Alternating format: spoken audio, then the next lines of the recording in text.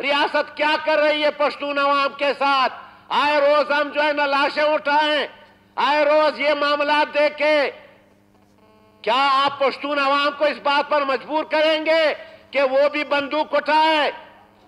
اب تو کوئی راستہ باقی نہیں رہا. ہم یہاں پارلیمان میں چیخ چیخ کر ہم نے جو ہے نا ساری چیزیں رکھ دی ہے.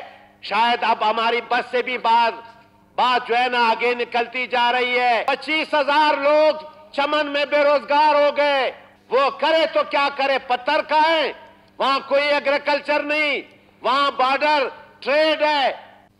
کبھی تاریخ میں افغانستان کے سرمائی دارالخلافہ پشاور میں اے پی سی اسکول کا ایک المناک واقعہ ہوا تھا، جس میں 100 سے زائد معصوم اور بے گناہ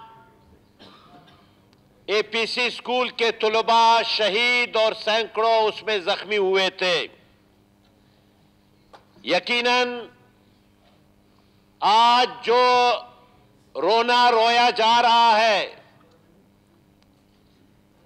کیا ان دہشت گردوں کو کیفر کردار تک پہنچایا گیا جس نے 16 دسمبر 2014 کو پشاور کے اس اے پی سی اسکول پر حملہ کیا، اور جس منصوبہ بندی کے تحت حملہ کیا گیا اس میں بہت سارے سوالات نے جنم لیا تھا اس وقت بھی، اور آج تک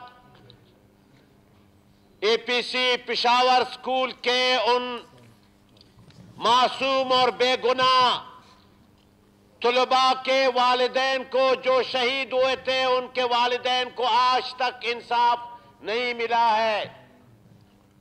کیا جناب اسپیکر، کیا پشتون عوام کا خون اتنا ارزاں ہے کہ وہ جہاں بھی ہو وہ بہتا جائے؟ آپ نے دیکھا کہ چمن میں گزشتہ 2 سال سے میں یہاں چیخ چیخ کر میں بول رہا تھا کہ آپ نے ڈیورن لینڈ پر جو خاردار تار لگائی، جس نے وہاں قبائل کو تقسیم کیا. 1893 میں ڈیورن لینڈ افغان عوام کے خلاف کھینچی گئی تھی انگریزی استعمار نے، جس کو آج تک کسی افغان نے تسلیم نہیں کیا ہے. جناب اسپیکر، بہرحال جب وہ کھینچی گئی 1893 میں، پاکستان بننے تک 53 سال، یہ ہزاروں سال سے یہ ایک ہی لوگ ہیں، ایک ہی خاندان ہے، ایک ہی ٹرائب ہے. وہ آتے رہے، یہ پورا راستہ رہا. 53 سال تک انگریز نے وہاں کوئی پابندی نہیں لگائی آنے جانے پر. پھر 1947 سے لے کر 2 سال پہلے تک کسی نے وہاں کوئی پابندی نہیں لگائی. لوگ آتے رہے، جاتے رہے. لوگوں کے گھر ڈیورن لینڈ کے اس پار ہے، قبرستان اس پار ہے.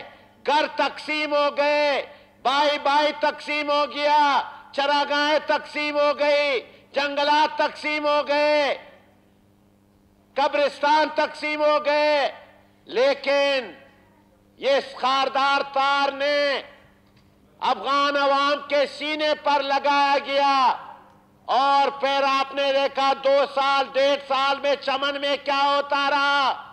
کتنے جنازے اٹھائے گئے. اس جو کہتے ہیں باب دوستی ہے، اس پہ گزشتہ 2 سال میں درجنوں ہمارے پشتون عوام کا خون بہایا گیا. ایک دن میں 9 لاشیں اٹھائی گئی. کیا یہ 2 دوست آپس میں ممالک ہیں؟ کیا ہندوستان اور پاکستان کے درمیان کبھی ایسا ہوا ہے؟ وہاں تو پالیسی الگ ہے. سکھ پنجابی کے ساتھ تو کرتارپور راہداری بنائی گئی، 23 अरब रुपए बगैर मंजूरी के 1 साल में करतारपुर राहदारी बनाई गई जनाब चेयरमैन साहब।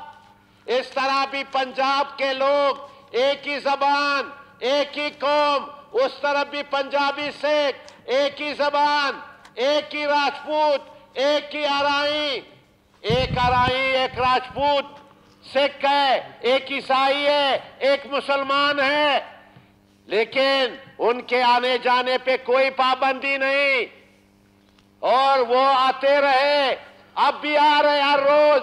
सिख क्या करके गुरु नानक उसके उस पर आकर वहां पर वो अपने मुकद्दस मकामात आते हैं, कोई वहां पे झगड़ा नहीं, उसको वेलकम कहा जाता है।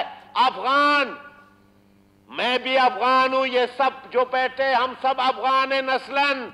आपने जो लकीर अंग्रेज ने खींची, आपने वहां पर अब क्या मामलात किए हैं, बजाय इसके कि दोनों ममालिक, अब तो आपके दोस्त वहां बैठे हुए हैं, आपके गुड बॉय बैठे हुए हैं, अभी किस बात का झगड़ा है रोज चमन के लोगों पर। मैं कल रात गया था जनाब स्पीकर, इस ट्रामा सेंटर में एक बंदे के घर में 8 बड़े बड़े गोले गिरे थे, उसकी वाइफ, उसकी बेटी, उसका लड़का यहां ट्रामा सेंटर में पड़ा हुआ था। 11 दिसंबर बरोज इतवार 7 बेगुनाह लोग शहीद हो गए, 30 जख्मी हो गए और कल दोबारा 15 दिसंबर को वाकया होता है। जनाब मीर आरिफ साहब, ये सिर्फ इस बात की मजम्मत करने से नहीं होता है कि आप कहते हैं कि उस तरफ उनकी मजम्मत की जाए। अब तो दोस्त लोग बैठे हुए हैं, अब क्यों इस तरह बातें की जाती है? खुदारा आप समझे, इस बात को इस तरह आप लोग न उठाए कि आप जो है ना किसी की मजम्मत करें। अभी तो दोस्त बैठे हुए हैं, इस तरह आप जो है ना रोज झगड़ा, 25,000 लोग चमन में बेरोजगार हो गए, वहां पर मेहनत मजदूरी करने जा रहे थे, आपने उनको रोका। आपने वहां पर अब क्या है चमन में? चमन का यहां नुमाइंदा भी बैठा हुआ है, उनसे पूछे, हजारों लोग बेचारे बेरोजगार हो गए हैं, वो करे तो क्या करे, पत्थर खाए, वहां कोई एग्रीकल्चर नहीं, वहां बॉर्डर ट्रेड है।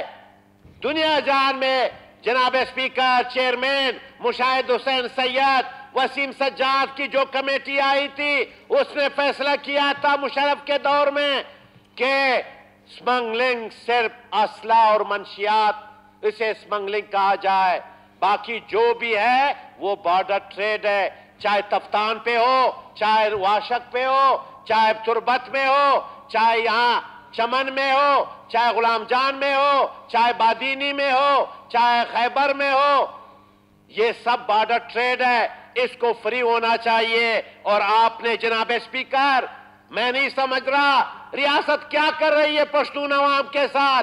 आए रोज हम जो है ना लाशें उठाएं, आए रोज ये मामला देखे, क्या आप पश्तून अवाम को इस बात पर मजबूर करेंगे कि वो भी बंदूक उठाए?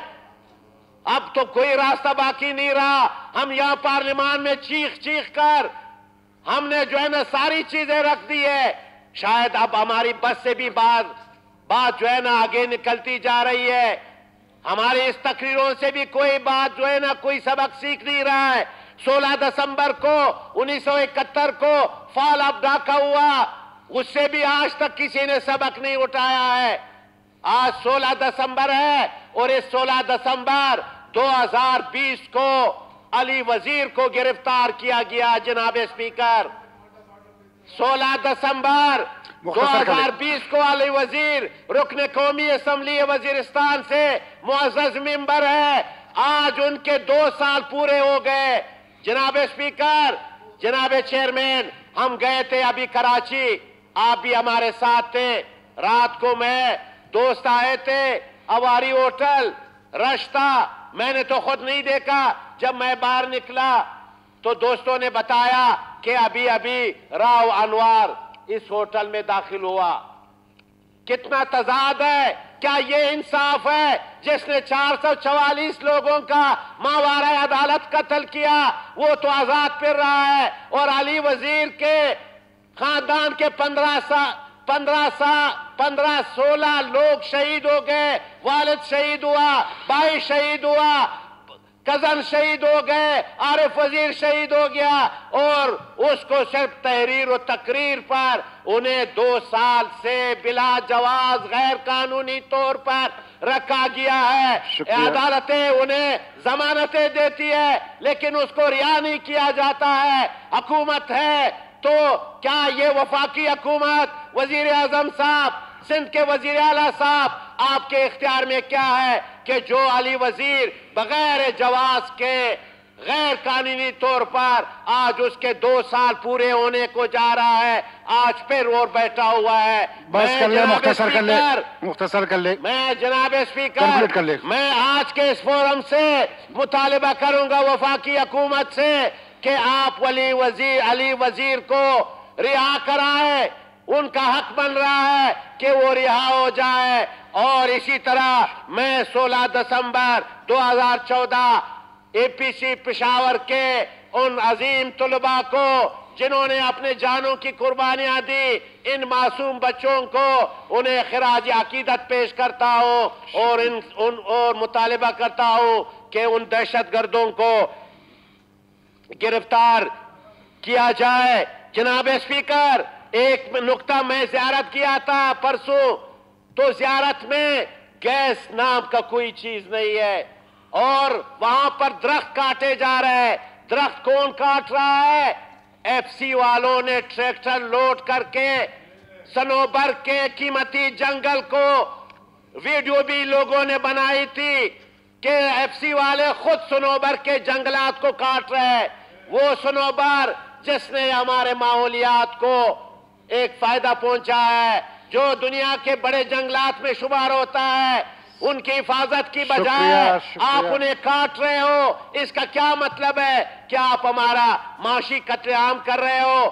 آپ ہمارے ماحولیات کو خراب کر رہے ہو. تو میں آج کے آپ کے توسط سے آپ سے رولنگ چاہوں گا کہ زیارت کی جنگلات کی قیمتی جنگلات کی جو کٹائی ہو رہی ہے اس پہ آپ رپورٹ منگا لیں. وہ ویڈیو بھی میں آپ سے شیئر کرتا ہوں کہ ایف سی والے ٹریکٹر پہ ٹریکٹر لوڈ کر کے درخت کاٹ رہے ہیں. جناب اسپیکر, میں آپ کا شکریہ ادا کرتا ہوں کہ آپ نے مجھے وقت دیا. بہت بہت شکریہ, بڑی مہربانی. شکریہ نسل وزیر صاحب.